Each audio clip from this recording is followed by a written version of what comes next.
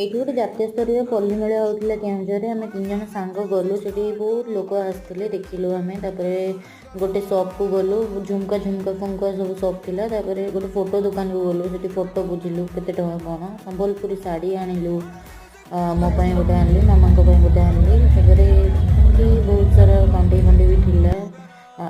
ଆଉ କପ୍ ଗୁଡ଼ାକ ବହୁତ ଚିପ୍ ପ୍ରାଇସ୍ ଥିଲା, ଆମେ ଯାଇକି ଆଣିଥିଲୁ।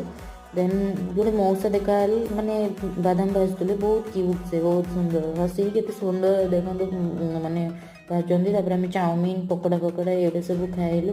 ଏତେ ଫାଷ୍ଟଫୁଡ୍ ଖାଇବା ତ ସିଓର।